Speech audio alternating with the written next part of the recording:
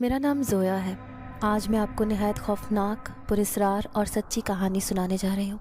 ये कहानी कोई मन घड़त कहानी नहीं है, बल्कि ये कहानी मेरे अपने घर की है। हम 3 बहनें और हमारे 2 भाई हैं। सबसे बड़ी मेरी बहन शुमाइला, दूसरे नंबर पर मैं और तीसरे नंबर पर समाइका है। और हम तीनों से छोटे हमारे 2 भाई हैं, अली और अहमद। हम एक शिया फैमिली से ताल्लुक़ रखते हैं। हमारे 2 ताया थे। दोनों ताया के बच्चे काफ़ी बड़े थे। मेरे अब्बू क्योंकि सबसे छोटे थे, इसीलिए उनके बच्चे भी उम्रों में दूसरे बच्चों की निस्बत छोटे थे। मेरे एक ताया अब्बू की 5 बेटियां थीं और वो 5 की 5 शादी की उम्र से ज़्यादा हो चुकी थीं। उनकी सबसे छोटी बेटी की उम्र 30 साल हो चुकी थी और उसकी अभी तक शादी नहीं हुई थी।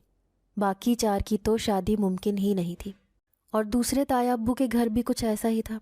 उनकी भी 2 बेटियां थीं और एक बेटा। उनकी भी उम्रें काफ़ी हो चुकी थीं और अभी तक कहीं भी अच्छा रिश्ता नहीं हुआ था, या खैर खुद से मेरे ताया अब्बू लोगों ने कोशिश नहीं की थी।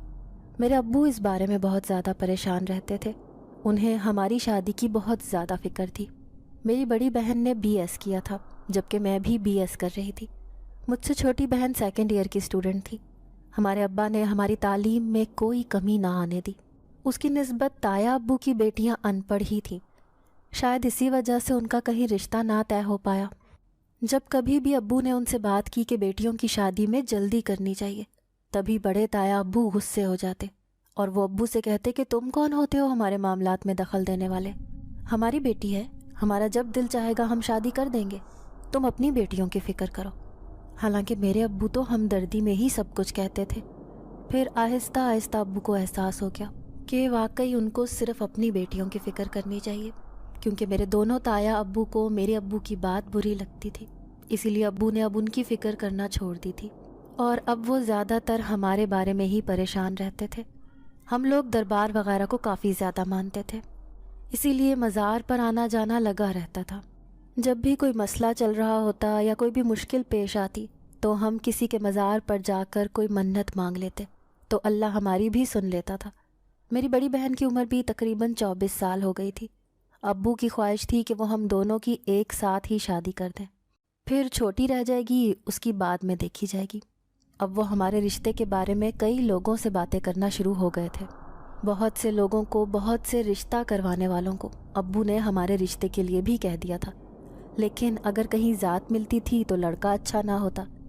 अगर लड़का अच्छा मिलता तो कभी उन लोगों को एतराज़ होता कि हम लोग शिया हैं, और कभी हमें एतराज़ होता कि वो सुन्नी है। इसी वजह से कोई भी अच्छा रिश्ता ना मिल पा रहा था। 1-2 घर से मेरी बहन को देखने वाले भी आए, लेकिन फिर ना जाने क्या हो जाता। वो खामोशी से वापस चले जाते और कोई भी जवाब ना देते। अब्बा को बहुत ज़्यादा परेशानी होने लगी थी। अम्मा अक्सर उनको दिलासा देती कि सब कुछ बेहतर हो जाएगा, देख लेना, रिश्ते तो आसमानों पर बनते हैं। जब कभी मौला ने हमारी सुनी तो बहुत अच्छी जगह हमारी बेटियों का रिश्ता हो जाएगा। मेरी तो चूँकि अभी तक स्टडी मुकम्मल नहीं हुई थी, इस वजह से मैं अपनी अम्मी को मना ही कर देती कि अभी मेरे रिश्ते का तो सोचें भी ना, हाँ आप ही का रिश्ता तय कर दे। मुझे खुद इतना शौक़ था कि मेरी आप ही की शादी हो। जैसे अक्सर लड़कियां मुझे बताती थीं, अपनी बहनों की शादी की पिक्स वगैरह दिखाती थीं, तो मेरे दिल में भी ये ख्वाहिश होती कि मेरी बहन की भी जल्दी से शादी हो जाए। लेकिन ऐसे ही दिन गुजरते रहे। अब तो मेरी बहन भी इस चीज़ की परेशानी लेने लगी थी। वो मुझसे बार बार कहती कि अगर कोई अच्छा रिश्ता ना मिला तो क्या हम भी अपने तायाओं की बेटियों की तरह सारी उम्र अपने बाप की दहलीज पर ही बैठी रहेंगी। जिस तरह हमारे ताया अब्बू को लोग बातें करते हैं, वैसे ही हमारे बाप को बातें सुनना पड़ेंगी। लेकिन मैं उसे हमेशा कह देती कि ताया अब्बू लोगों ने तो कोशिश ही नहीं की अपनी बेटियों के रिश्ते ढूंढने की, लेकिन हमारे अब्बू तो बहुत कोशिश कर रहे हैं। तुम देख लेना, किसी न किसी अच्छी जगह तुम्हारा रिश्ता तय हो जाएगा। लेकिन ऐसे ही दिन गुजरते जा रहे थे, कोई भी अच्छा रिश्ता नहीं आ रहा था। देखते ही देखते मेरी बहन की उम्र 27 साल हो गई। मेरा BS भी कंप्लीट हो गया। मैंने आगे MPhil में दाखिला ले लिया। मैं और समाइका तो खैर स्टडी कर रही थी, जबकि शुमाइला घर पर सारा दिन फारिग ही होती थी। वो अम्मी के साथ घर के काम काज करवा देती। बाकी हर चीज़ का हुनर उसके हाथ में था। कपड़े वगैरह भी सिलाई कर लेती थी। घर के हर काम के बारे में बहुत अच्छी तरह से जानती थी। लेकिन फिर भी पता नहीं क्यों जब भी कोई रिश्ता आता तो कोई ना कोई मसला खड़ा हो जाता। جس کی وجہ سے اس کی عمر ڈھلتی ہی جا رہی تھی۔ اب تو تایا ابو لوگ بھی میرے ابو کو باتیں کرنا شروع ہو گئے تھے کہ ہمیں تو بڑا کہتا تھا کہ ابھی تک بیٹیوں کی شادی نہیں کی، اور خود دیکھو اب اپنی بیٹی کی عمر بھی ہماری بیٹیوں جتنی ہونے والی ہے، اب کیوں نہیں کرتا اس کی شادی۔ ابو دن بدن بیمار ہی ہوتے جا رہے تھے کیونکہ انہوں نے اس بات کو اپنے سر پر سوار کر لیا تھا۔ پھر ایک دن ہمارے ہمسائے سے ایک عورت آئی، اس نے آ کر میری امی سے بات کی کہ آپ لوگ کسی دربار پر جا کر کیوں منت نہیں مان لیتے، تو دیکھ لینا خود بخود کوئی اچھا رشتہ آ جائے گا۔ امی نے ایسا ہی کیا۔ آج ہم لوگ تیار ہوئے، آج ہم نے بی بی پاک دامن کے دربار پر جانا تھا۔ اماں کا کہنا تھا کہ اس دربار پر جب بھی کبھی گئے ہیں کبھی خالی ہاتھ نہیں لوٹے، بی بی پاک دامن ہمارا بہت ساتھ دیتی ہیں۔ ہم تو دونوں بہنیں چونکہ پڑھی لکھی تھیں، ہم لوگ تو یقین رکھتے تھے کہ اللہ نے کرنا ہے جو کچھ بھی ہونا ہے، باقی مزار وغیرہ پہ جا کے منت ماننے میں بھی کوئی حرج تو نہیں تھا۔ ہم نے امی کی بات مانی اور امی کے ساتھ بی بی پاک دامن کے مزار پر چلی گئی۔ وہاں پر بہت سی لڑکیاں اپنی شادی کے لیے منت مانگنے آئی ہوئی تھیں۔ تبھی امی نے بتایا کہ اس چوکھٹ کے ساتھ یہ ڈوری دار دھاگا باندھ دو، اللہ تعالیٰ تمہارا رشتہ بھی ایسے ہی جوڑ دیں گے۔ میں تو خیر کھڑی رہی، میری بہن نے وہ دھاگا باندھ دیا۔ امی مجھ سے کہنے لگیں کہ تم بھی یہ ڈوری باندھ دو، لیکن میں نے نفی میں گردن ہلا دی کہ نہیں امی، مجھے ابھی شادی نہیں کرنی، اور یہ دھاگے وغیرہ باندھنے سے کچھ بھی نہیں ہوتا، بس یہ ایسی ہی بنائی ہوئی باتیں ہیں۔ تبھی امی مجھے ڈانٹنے لگی کہ ایسے نہیں کہتے، تم بی بی پاک دامن کے پاک مزار پر کھڑی ہو اور کیسی باتیں منہ سے نکال رہی ہو۔ خیر اس دن ہم واپس آ گئے۔ ابھی کچھ ہی دن گزرے تھے کہ میری بہن شمائلہ کی ایک دوست ہمارے گھر آئی اور وہ ساتھ مٹھائی لے کر آئی۔ اس نے شمائلہ کو مٹھائی دی اور بولی کہ میرا رشتہ طے ہو گیا ہے، لڑکا بہت اچھی جاب کرتا ہے اور بہت اچھے لوگ ہیں، ایسا رشتہ تو لاکھوں ڈھونڈنے سے بھی نہیں ملتا۔ اس کی بھی عمر تقریباً شمائلہ جتنی ہی تھی اور کافی عرصے سے اس کے ماں باپ بھی اس کے لیے رشتہ ڈھونڈ رہے تھے۔ تبھی اس نے بتایا کہ بڑی مشکل سے رشتہ ملا ہے، اور اس نے بتایا کہ اس نے بی بی پاک دامن کے مزار کے باہر ایک آدمی کنگن بیچتا ہے، اس سے وہ کنگن لے کر پہنا تھا، اور وہ کنگن بھی دکھانے لگی کہ یہ دیکھو یہ والا کنگن ہے جو میں نے دربار سے لے کر پہنا تھا، اور اس آدمی نے کہا تھا کہ جو بھی لڑکی یہ کنگن پہنتی ہے اس کی چند دنوں میں ہی شادی ہو جاتی ہے۔ اور ایسا ہی ہوا، ابھی پچھلے ہفتے ہی تو میں نے یہ کنگن خریدا تھا اور اتنی جلدی میری شادی بھی طے ہو گئی۔ وہ لڑکا بھی بہت اچھا اور بہت خوبصورت ہے۔ وہ بڑی خوش ہو کر میری بہن کو یہ ساری باتیں بتا رہی تھی۔ تب بھی میری بہن کے دل میں بھی ایک خوشی کی لہر دوڑی، شاید اسے کوئی امید کی کرن نظر آ گئی تھی۔ تبھی شمائلہ کی وہ سہیلی اسے شادی کا انویٹیشن دے کر واپس چلی گئی۔ 2 دن بعد شمائلہ کی اس دوست کی شادی تھی۔ میں اور شمائلہ ہم دونوں ہی اس شادی میں گئی تھیں۔ وہاں جا کر ہم لوگ تو واقعی حیران رہ گئے۔ اس کا ہونے والا ہسبینڈ تو بہت ہی خوبصورت تھا، اس کو دیکھ کر نظر نہیں ٹک رہی تھی، اور لگ بھی کافی امیر کبیر رہے تھے۔ شمائلہ تو اس کی قسمت پر رشک کرنے لگی، مجھ سے بار بار کہنے لگی دیکھو یہ کتنی خوش قسمت ہے نا، کتنا اچھا رشتہ مل گیا اسے، حالانکہ اتنی پیاری بھی نہیں ہے۔ میں بھی ہاں میں سر ہلاتی رہی، اور واقعی اس کا شوہر بہت خوبصورت تھا۔ سارا واقعہ میں نے امی کو گھر آ کر بتایا کہ امی شمائلہ کی دوست کا شوہر تو بہت ہی پیارا ہے، اور وہ کافی امیر کبیر فیملی سے تعلق رکھتا ہے، اس کی دوست راج کرے گی راج۔ میں امی کو مرچ مسالے لگا لگا کر سب کچھ بتا رہی تھی۔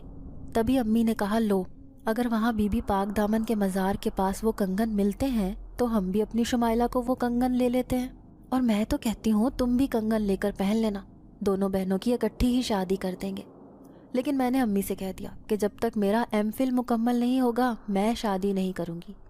اسی دن امی ہم دونوں کو لے کر مزار پر پہنچ گئی۔ جیسے ہی ہم لوگ وہاں پہنچے تو ہم نے دیکھا وہاں پر ایک آدمی، اس کے منہ پر سفید داڑھی تھی اور بہت نورانی چہرہ تھا، ایسے لگ رہا تھا وہ بہت عبادت گزار بندہ ہے۔ وہ وہاں پر کنگن لگائے بیٹھا تھا۔ امی نے اس سے کنگن کی قیمت پوچھی تو وہ کہنے لگا کہ یہ بی بی پاک دامن کے دربار کے کنگن ہیں، ان کی کوئی قیمت نہیں، ہم تو سب کا بھلا کرنا چاہتے ہیں، ان کنگن کو جو بھی لڑکی پہنتی ہے اس کی چند دنوں میں ہی شادی ہو جاتی ہے۔ مجھے بڑا تجسس ہونے لگا جو بڑھتا ہی جا رہا تھا۔ میں بھی دیکھنا چاہتی تھی کہ سچ میں ایسا ہوتا ہے کیا۔ میرا تو ارادہ ہی نہیں تھا وہ کنگن پہننے کا، پھر میں نے سوچا کہ میں بھی ایک کنگن لے لیتی ہوں، کنگن بہت ہی خوبصورت تھے۔ ویسے بھی مجھے لگ رہا تھا کہ کون سا یہ سچ ہو جانا ہے، کنگن ہی تو ہے، کیونکہ میں ان چیزوں پر یقین نہیں رکھتی تھی۔ اس لیے میں نے بھی وہ کنگن لے لیا۔ امی نے 2 کنگن لیے، ایک مجھے لے کر دیا اور ایک شمائلہ کو دے دیا۔ شمائلہ نے تو وہ کنگن خوشی خوشی پہن لیا، جبکہ میں نے اس کنگن کو اٹھا کر اپنے ہینڈ بیگ میں بھی ڈال لیا۔ جیسے ہی ہم لوگ گھر پہنچے، میں نے بیگ اتار کر اپنے کمرے میں رکھ دیا اور خود نہانے کے لیے واش روم میں چلی گئی۔ جب میں باہر نکلی تو میرا وہ کنگن بیگ سے نکال کر میری چھوٹی بہن سمائکا پہن چکی تھی۔ میں نے اس سے کہا کہ تم نے یہ کنگن کیوں پہنا ہے، اتارو اسے۔ تو وہ کہنے لگی آپی کتنا خوبصورت لگ رہا ہے نا، اب تو میں اسے نہیں اتاروں گی، یہ تو آج سے میرا ہوا، اگر آپ لینے ہی گئی تھی تو ایک کنگن میرے لیے بھی لے آتی، وہ لڑائی والے انداز میں مجھ سے بولی۔ تبھی میں نے کہا کہ جاؤ تم ہی لے لو یہ کنگن، ویسے ہی من گھڑت باتیں ہیں کہ کنگن پہننے سے شادی ہو جاتی ہے، تم ہی پہن لو، دیکھوں گی بھلا تمہاری شادی ہو جائے گی۔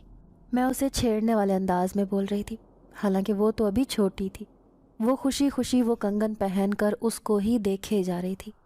جیسے ہی وہ باہر نکلی، امی کی نظر اس کے بازو میں پہنے کنگن پر پڑی۔ تبھی امی مجھے ڈانٹنے لگی کہ تم سے کہا تھا نا کہ اسے تم پہننا، تو اسے کیوں دے دیا تم نے، ابھی تمہاری باری ہے۔ میں آگے سے ہنسنے لگی کہ امی کہیں ایسا بھی ہوتا ہے بھلا کہ کنگن پہننے سے شادی ہو جائے؟ اگر ہوتی ہے تو اس کی شادی کروا دیں، میری رہنے ہی دیں، ویسے بھی یہ میری ہر چیز پر قبضہ کر لیتی ہے۔ میں نے سمائکا کی طرف اشارہ کرتے ہوئے امی سے کہا، ابھی 3-4 دن ہی ہوئے تھے کہ مجھ سے بڑی بہن اور چھوٹی بہن دونوں نے وہ کنگن پہنے ہوئے تھے کہ میری بڑی بہن کا رشتہ آ گیا، اور یہ رشتہ ساتھ والے گاؤں سے آیا تھا۔ ہم لوگ تو چونکہ شروع سے ہی شہر میں رہ رہے تھے، اس وجہ سے ابا کچھ سوچنے پر مجبور ہو گئے۔ پہلے تو ابا کو اعتراض تھا کہ گاؤں میں بیٹی کی شادی نہیں کرنی، لیکن پھر جب دیکھا کہ وہ لوگ کافی کھاتے پیتے تھے اور ان کے شہر میں بھی گھر تھے، اور ان کا کہنا تھا کہ وہ جلد ہی شہر شفٹ ہو جائیں گے، اس وجہ سے ابا جلدی سے ہی مان گئے۔ پہلے ابا لوگ ان کے گھر رشتہ دیکھنے گئے تو لڑکا بہت ہی خوبصورت تھا۔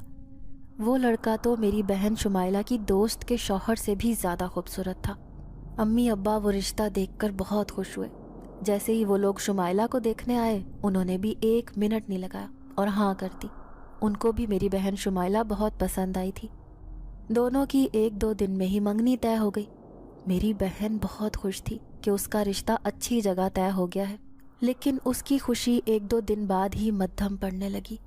اب تو میرا تجسس بڑھنے لگا۔ یہی کنگن تو میری چھوٹی بہن نے بھی پہنے ہوئے تھے۔ میرا دھیان اب اس کی طرف بھی جانے لگا کہ آخر ایسا کیا ہے اس کنگن میں۔ ابھی 2 دن ہی ہوئے تھے، شمائلہ نے وہ کنگن پہنے اور اس کا اچھی جگہ سے رشتہ آ گیا، لیکن اگر کنگن کی وجہ سے رشتہ آیا ہے تو سمائکا کا بھی تو آنا چاہیے تھا۔ ابھی میں یہی سوچ رہی تھی کہ مجھے پتہ چلا کہ ایک گھر سے رشتہ آیا ہے، اور جو رشتہ بتانے والی عورت آئی تھی وہ بتا کر گئی تھی کہ وہ لوگ آپ کی بیٹی کو اپنی بہو بنانا چاہتے ہیں، اور انہوں نے کسی شادی میں سمائکا کو دیکھا تھا۔ اب تو میرا تجسس اور بھی زیادہ بڑھنے لگا تھا کہ آخر ایسا کیا ہے ان کنگن میں کہ جو بھی لڑکی پہنتی ہے اس کا اچھی جگہ رشتہ ہو جاتا ہے اور چند دنوں میں اس کی شادی بھی ہو جاتی ہے۔ میں دیکھنا چاہتی تھی کہ جہاں سے سمائکا کا رشتہ آیا ہے کیا وہاں پہ اس کی شادی بھی ہوگی۔ پتہ نہیں کیوں میں یہ دیکھنے کی غرض سے خود غرض ہی بنتی جا رہی تھی۔ جیسے ہی ابو گھر آئے، امی نے ان سے بات کی کہ سمائکا کا کسی اچھے گھر سے رشتہ آیا ہے، اور وہ رشتے والی ماسی بتا رہی تھی کہ وہ لوگ سمائکا کے لیے بالکل ٹھیک رہیں گے، بہت اچھا خاندان ہے۔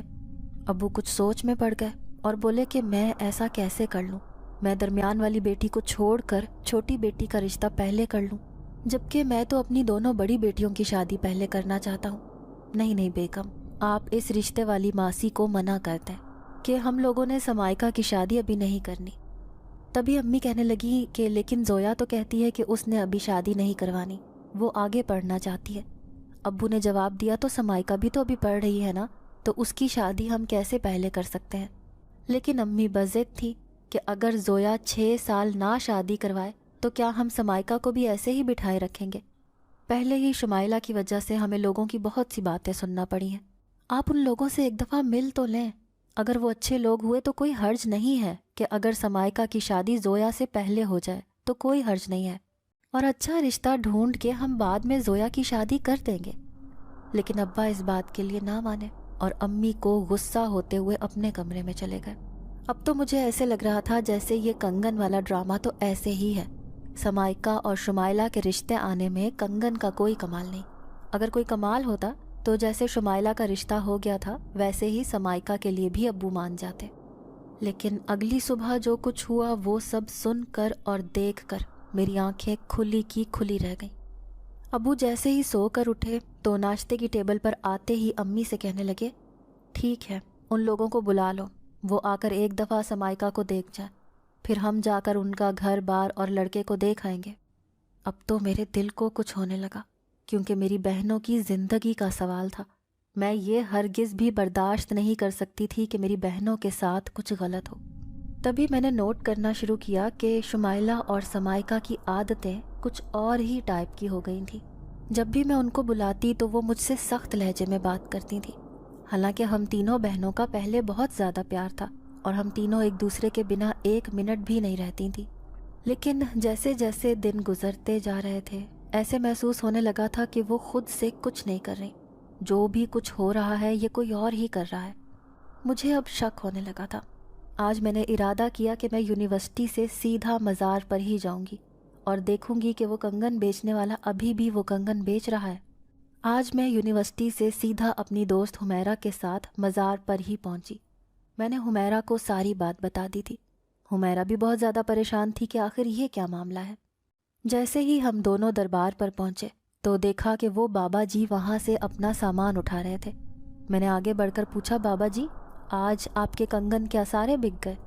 तभी वो आदमी मुस्कुरा कर बोला कि मेरे पास तो कंगन ख़त्म हो गए। जैसे ही मैं घर पहुंची एक और ख़बर मेरा इंतज़ार कर रही थी कि समाइका और शुमाइला की डेट फिक्स कर दी गई है और 1 हफ्ते बाद शादी भी है। अब तो मैं और भी हैरान होने लगी कि सिर्फ 1 हफ्ते के अंदर अंदर शादी। और वैसे भी कंगन बेचने वाले ने यही तो बताया था कि कंगन पहनने के 1 हफ्ते बाद ही शादी हो जाएगी। ये सब कैसे हो रहा है मैं समझ नहीं पा रही थी। मैंने इरादा बना लिया कि मैं इसका पता लगा कर रहूँगी कि आखिर माजरा क्या है। हम तीनों बहनें एक ही कमरे में सोती थीं और हम तीनों के दरमियान काफ़ी अच्छी दोस्ती थी। एक दूसरे से हर बात शेयर कर लेती थी। लेकिन जब से मेरी दोनों बहनों ने कंगन पहने थे उनका रवैया मेरे साथ तब्दील होने लगा था। मैंने सोचा मैं उनके बाजू से कंगन उतार देती हूँ, क्योंकि मुझे किसी अनहोनी ने अलार्म दे दिया था और मैं समझ गई थी कि जो कुछ भी हो रहा है वो ठीक नहीं हो रहा। पता नहीं मेरे माँ बाप को ये बात क्यों नहीं समझ आ रही थी। शायद उनके सर पर यह बात सवार थी कि लोग हमें बातें ना करें, या फिर ये कि रिश्ते अच्छी जगह से आए हैं तो उन्हें ठुकराना नहीं चाहिए। उस दिन भी मैं अपनी बहनों के साथ उनके कमरे में ही सो रही थी। तभी मैंने इरादा किया कि मैं उन दोनों के हाथ से ये कंगन उतार दूंगी। जैसे ही मैं उठी मैंने देखा शुमाइला अपने बेड पर नहीं थी। मैं बाहर की तरफ गई। जैसे ही जाकर मैंने लॉन में देखा तो वो बाहर की 4 दीवारी के ऊपर चल रही थी। हालांकि उस 4 दीवारी के ऊपर कांटेदार तारें लगाई गई थी, फिर भी वो पता नहीं कैसे उन पर चलती जा रही थी। मेरी आंखें खुली की खुली रह गईं। ये सीन तो बिल्कुल डरा देने वाला था। फिर मैं भागती हुई अपने कमरे में वापस गई तो देखा शुमाइला तो अपने ही बिस्तर पर लेटी हुई थी। अब मुझे बहुत ज़्यादा डर महसूस होने लगा। उसे तो किसी भी चीज़ की परवाह नहीं थी। वो बिल्कुल नीम बेहोशी वाली नींद सो रही थी। ये सारा क्या माजरा है मैं समझ नहीं पा रही थी। सारी रात मैंने जाग कर गुजार दी। और मैंने ये बात भी नोट की कि समाइका के मुंह से अजीब अजीब सी आवाज़ें निकल रही थी और वो सोते में भी कुछ बुड़बुड़ा रही थी। जब मुझे ये यकीन हो गया कि वो दोनों गहरी नींद सो रही हैं, तभी पहले मैंने समाइका के हाथ से वो कंगन उतारना चाहा। लेकिन जैसे ही मैं अपना हाथ उसके करीब लेकर गई तो मुझे अजीब सा करंट लगा कि मैं इतनी दूर जा गिरी। इतने ज़ोर का झटका था कि मेरा सर जाके दीवार के साथ लगा और मुझे चोट आ गई। सुबह होते ही अम्मी ने मुझसे इस चोट की वजह पूछी तो मैंने बताया कुछ नहीं। अम्मी, मैं ना रात को अंधेरे में बाहर निकलने लगी थी, शायद इसी वजह से मुझे समझ नहीं आई और मैं गिर गई। कमरे में रोशनी नहीं थी ना। मैंने अम्मी को ये कहकर टाल दिया। तभी अम्मी मुझे नसीहत करने लगी कि देख कर चला करो और शादी के सारे इंतज़ामात भी तुम ही ने संभालने हैं। खुद चोट खा के ना चारपाई पर लेट जाना, उन दोनों की तो शादी है। मैं इतनी हैरान थी कि कल तक तो समाइका कहती थी कि मैंने पढ़ लिख कर एक डॉक्टर बनना है और अब वो शादी के लिए इतनी जल्दी रजामंद भी हो गई। और अभी तो उसकी उम्र भी थोड़ी थी اور امی ابا کو بھی پتہ نہیں چلا کہ اس کا رشتہ طے کر دیا۔ پتہ نہیں، میرا دل عجیب سی الجھن کا شکار ہوا تھا۔ میں سوچ رہی تھی کہ یہ بات میں کس سے شیئر کروں، کس سے کہوں کہ وہ میرا ساتھ دے۔ اپنے گھر میں تو میری بات سننے کے لیے کوئی بھی تیار نہ تھا۔ تبھی میں نے اپنی دوست حمیرہ سے ہیلپ لی۔ حمیرہ نے مجھے بتایا کہ اس کے ابا ایک بہت بڑے عالم ہیں اور حمیرہ بھی کافی باپردہ اور نیک لڑکی تھی۔ وہ کہنے لگی کہ میں اپنے ابا سے اس بارے میں بات کرتی ہوں، شاید کوئی نہ کوئی اس کا حل مل ہی جائے۔ تبھی میں حمیرہ کے ساتھ یونیورسٹی سے سیدھا اس کے گھر چلی گئی۔ میں نے حمیرہ کے ابا سے اس معاملے میں بات کی۔ میں نے انہیں شروع سے لے کر اینڈ تک سب کچھ بتا دیا۔ جیسے جیسے ہم نے اس آدمی سے کنگن خریدے اور جیسے ان کے رشتے آئے، وہ ساری بات میں نے ان کو کلیئر بتا دی۔ ان کو بھی اب کچھ شک سا ہونے لگا۔ انہوں نے کہا ٹھیک ہے، تم ایسا کرنا، میں تمہیں ایک وظیفہ بتاتا ہوں۔ انہوں نے مجھے ایک تعویذ دیا کہ اسے گلے میں پہن لینا، اور کچھ انہوں نے مجھے آیتیں بتائیں، قرآن پاک کی سورتیں بتائیں کہ یہ پڑھ کر اپنی بہنوں پر پھونک دینا اور ان کے ہاتھ سے کنگن اتارنے کی کوشش کرنا۔ میں نے ان کی ہاں میں ہاں ملائی اور ان سے وہ تعویذ اور دم کیا ہوا پانی لے کر گھر آ گئی۔ اب جیسے ہی میں گھر پہنچی تو مجھے محسوس ہوا جیسے سمائکہ اور شمائلہ میری طرف بہت گھور گھور کے دیکھ رہی تھی۔ شاید ان کو کچھ محسوس ہو گیا تھا، ایسے لگ رہا تھا جیسے مجھے کھا جائیں گی۔ جیسے ہی میں چینج کرنے کے لیے اپنے کمرے میں گئی، میں ابھی الماری سے اپنے کپڑے نکال ہی رہی تھی کہ شمائلہ میرے پیچھے آ کر کھڑی ہو گئی اور ایک بھاری آواز میں بولی، تم میرے راستے میں نہ آؤ تو اچھی رہو گی، نہیں تو پھر جو کچھ ہوگا اس کی سزا تم سہ نہیں پاؤ گی۔ میں ایک دم سے ہڑبڑا کر پیچھے مڑی تو دیکھا کہ شمائلہ کی آنکھیں سرخ لال ہو رہی تھیں اور ایسے لگ رہا تھا جیسے وہ مجھے کھا ہی جائے گی۔ ابھی میں اسے جان چھڑوانے کے لیے وہاں سے بھاگنے ہی والی تھی کہ جیسے ہی میں دروازے تک پہنچی تو میں نے دیکھا کہ سمائکہ دروازے میں ہی کھڑی تھی۔ اب پیچھے شمائلہ تھی، آگے سمائکہ، اور میں گھبرائی ہوئی ان دونوں کے درمیان تھی۔ لیکن ان کا یہ انداز ان کا اپنا نہیں تھا۔ یہ سب کیا تھا میں وہ سمجھ نہیں پا رہی تھی۔ وہ دونوں تو میری بہنیں لگ ہی نہیں رہی تھیں۔ مجھے ایسا محسوس ہو رہا تھا کہ ان کی شکل صرف میری بہنوں جیسی ہے، لیکن ان کے اندر کچھ اور ہی ہے، کیونکہ ان کے اندر سے آواز بھی مردانہ قسم کی آ رہی تھی۔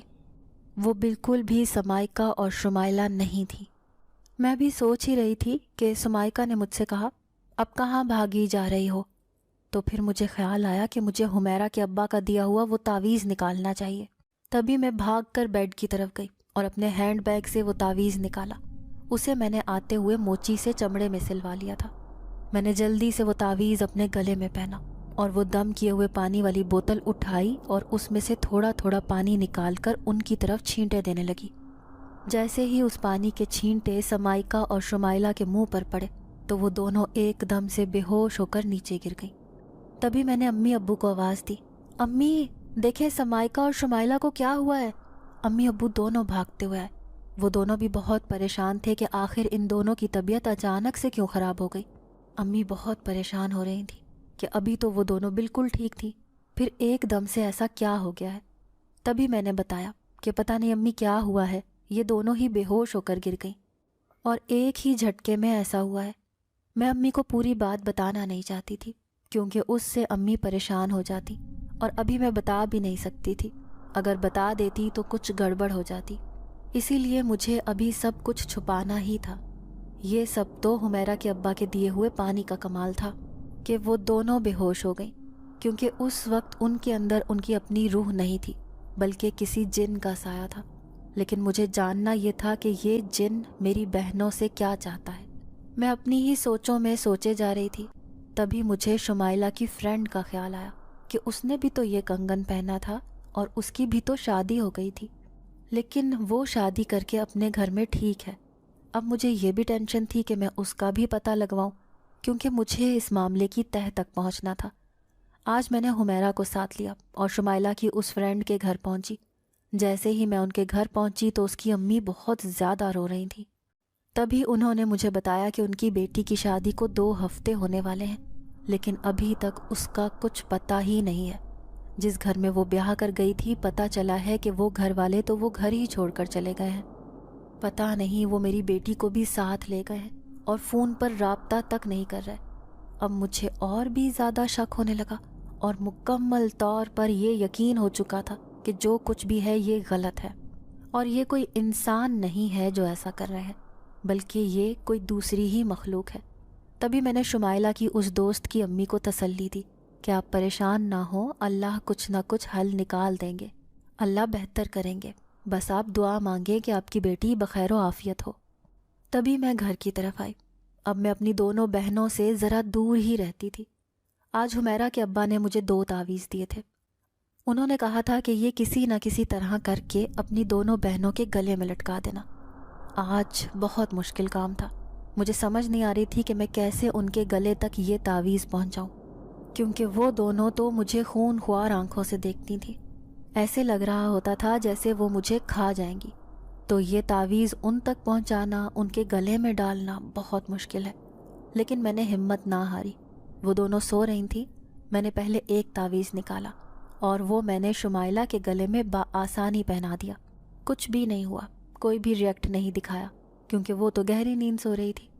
تبھی جب تھوڑے فاصلے پر چارپائی پر لیٹی میری چھوٹی بہن سمائکا کے گلے میں وہ تعویذ پہنانے لگی، تبھی سمائکا اٹھ کر کھلکھلا کر ہنسنے لگی اور بولی کہ میرے ساتھ تم یہ نہیں کر سکتی، پہنا کے دکھاؤ ہاں۔ یہ تعویذ جو تم لائی ہو اس عامل سے بڑا عامل بنا پھرتا ہے، یہ میرا کچھ نہیں بگاڑ سکتا۔ میں بہت حیران تھی کہ یہ کیسے سب کچھ جانتی ہے۔ میں ڈر کر بھاگتی ہوئی کمرے سے باہر نکلی۔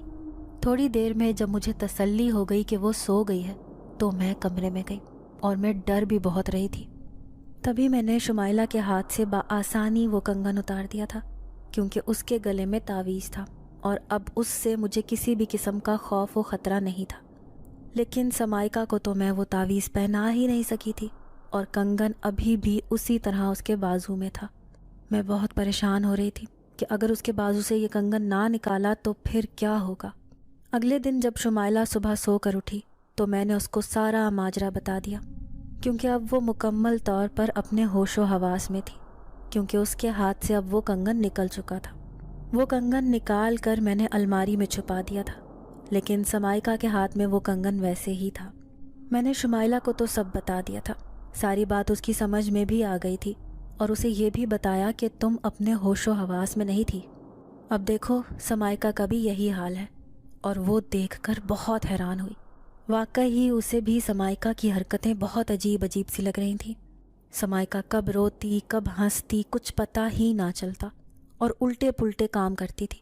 کبھی تو وہ کسی کو منہ چڑھانے لگتی، کبھی باتیں سنانے لگتی، اور کبھی اتنا کھانا کھاتی کہ سمجھ ہی نہ لگتی کہ اتنا کھانا کھا گئی۔ اس کی یہ حرکتیں امی ابو بھی نوٹ کرنے لگے تھے۔ اب شادی کے دن بہت قریب آ چکے تھے، صرف 2 دن باقی رہ گئے تھے۔ میں بھی بہت پریشان تھی کہ نہ جانے کیا ہوگا، اور اب شمائلہ کے سسرال والوں کے گھر سے مہندی کا سوٹ آ گیا تھا، لیکن شمائلہ بہت پریشان تھی کہ پتہ نہیں کیا ہوگا۔ میں اسے تسلی دیتی کہ سب ٹھیک ہو جائے گا۔ مہندی وغیرہ کے چھوٹے چھوٹے فنکشنز کے لیے زیادہ لوگوں کو نہیں بلایا تھا۔ آخر کار وہ دن آ گیا جس دن سے مجھے بہت ڈر لگ رہا تھا۔ آج میری دونوں بہنوں کی شادی تھی، لیکن چونکہ شمائلہ کے ہاتھ سے میں نے وہ کنگن اتار دیا تھا اور سمائکا کے ہاتھ میں وہ کنگن تھا، اس لیے سمائکا بالکل بھی اپنے ہوش و حواس میں نہیں تھی۔ وہ بہت خوش تھی، جبکہ شمائلہ بہت اداس نظر آ رہی تھی۔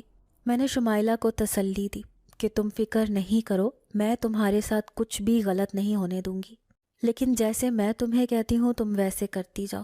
میں نے شمائلہ کو، حمیرہ کو اور حمیرہ کے ابا کو بھی اپنے پلان میں شامل کر لیا تھا، کیونکہ ہمیں اس معاملے کی تہہ تک پہنچنا تھا۔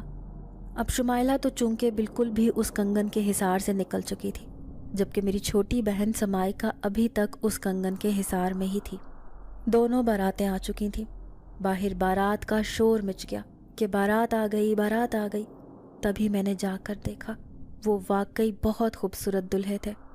مجھے حمیرہ کے ابا نے کہہ دیا تھا کہ شادی ہونے سے پہلے ہم کوئی بھی بات افشا نہیں ہونے دیں گے، کیونکہ اس طرح ان کو بھی شک ہو جائے گا۔ ان کے کہنے کے مطابق وہ جن زادے تھے جو میری بہنوں کے ساتھ یہ سب کچھ کر رہے تھے۔ انہوں نے کہا کہ شادی ہو جانے دو، شادی تو خیر ہوگی تبھی ہم اس معاملے کی جڑ تک پہنچیں گے، لیکن انہوں نے کہا کہ اس وقت تک تمہیں چپ رہنا ہوگا۔ میری دونوں بہنوں کو ان کے ساتھ رخصت کرنے کا ٹائم آ گیا تھا۔ لیکن میں نے شمائلہ کی جگہ خود دوپٹہ اوڑھا اور اس کی گاڑی میں بیٹھ گئی۔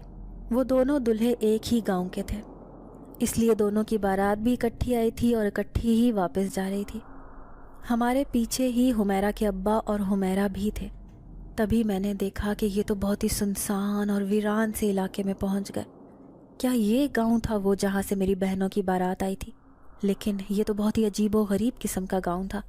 تبھی وہ ایک سنسان سے کھنڈر نما گھر میں پہنچے تھے، اور اتنی عجیب بات تھی کہ وہ دونوں دلہے ایک ہی گھر میں گئے، اور وہ کھنڈر نما گھر تھا، جبکہ امی ابا کے بتانے سے تو ان کے تو بالکل محل نما گھر تھے، لیکن یہ تو کوئی محل نما گھر نہیں تھا۔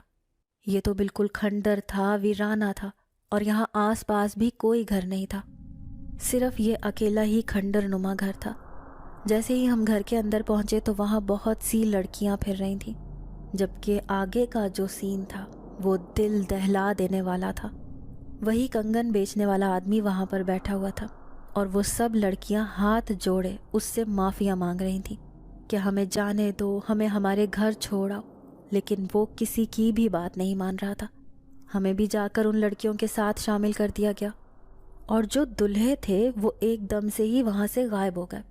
اب صرف وہاں پر وہ لڑکیاں موجود تھیں، میں تھی، میری بہن سمائکا تھی، اور صرف وہ جو کنگن بیچنے والا آدمی وہ وہاں موجود تھا۔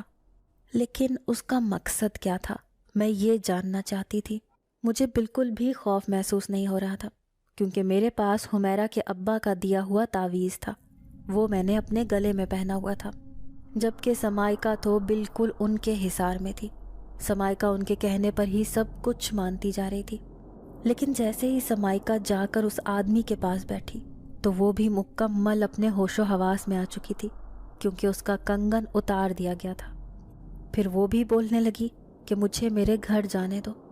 تبھی میں نے چھپکے سے گھونگھٹ اٹھایا اور بولی کہ سمائکا۔ جیسے ہی میں نے اس کو چھپکے سے آواز دی تو وہ ایک دم سے بولی چلو ہم اپنے گھر چلتے ہیں۔ وہ مجھے ابھی بھی شمائلہ ہی سمجھ رہی تھی، لیکن جیسے ہی اس نے گھونگھٹ مکمل اوپر اٹھا کر دیکھا تو وہاں میں، اس کی بڑی بہن زویا تھی۔ تبھی وہ حیران ہوئی کہ شادی تو شمائلہ کی ہونی تھی نا، کنگن شمائلہ نے پہنا تھا، تو تم یہاں کیسے؟ تبھی میں نے اسے بتایا کہ بس تم خاموشی سے بیٹھی رہو اور آگے کا سین دیکھو کیا ہوتا ہے۔ تبھی وہاں پر حمیرہ اور حمیرہ کے ابا بھی پہنچ چکے تھے۔ انہوں نے آتے ہی قرآنی آیات کا ورد کرنا شروع کر دیا۔ تبھی وہ جن بھڑک اٹھے اور اٹھ کر کھڑے ہو گئے۔ تم یہاں کیسے پہنچ گئے؟ یہاں پر تو صرف وہ لڑکیاں ہیں جنہوں نے کنگن پہنے تھے، اور تم یہاں کیسے پہنچ گئے ہو؟ تبھی میں اٹھی اور بولی کہ تم کیا چاہتے تھے کہ تم ہمارے ساتھ دھوکہ کرو گے اور میری بہنوں کو ایسے لے آؤ گے؟ یہ کوئی آدمی نہیں بلکہ جن ہے، مجھے یقین ہو چکا تھا۔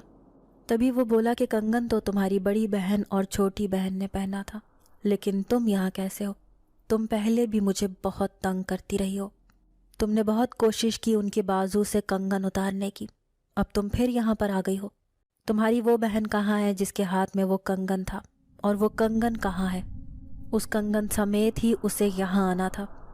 تبھی میں نے اس سے کہا کہ وہ کنگن میں نے اس کے بازو سے اتار دیا تھا۔ تو اتنی بات سن کر وہ جن طیش میں آ گیا، اس جن کی آنکھیں سرخ ہونے لگی اور وہ غصے کے مارے اٹھ کر کھڑا ہو گیا۔ تبھی وہ اپنی اصلی صورت میں واپس آ گیا، کیونکہ اس نے سب لڑکیوں کے ہاتھوں سے وہ کنگن اتار کر ایک سائڈ پر رکھ دیے تھے، اور وہ سب کی سب لڑکیاں مکمل ہوش و حواس میں آ چکی تھیں۔ اب وہ بھی جن سے بہت زیادہ ڈر رہی تھیں۔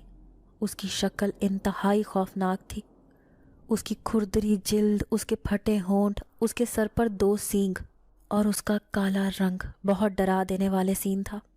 ساری لڑکیاں سہمی ہوئی ایک سائڈ پر بیٹھی تھیں، لیکن ایک میں واحد تھی جو خود کو مضبوط کیے وہ سارا منظر اپنی آنکھوں کے سامنے دیکھ رہی تھی، اور ساتھ میں اس جن کو جواب بھی دے رہی تھی، کیونکہ میرے پاس حمیرہ کے ابا کا دیا ہوا تعویذ تھا اور وہ بھی میرے ساتھ ہی موجود تھے۔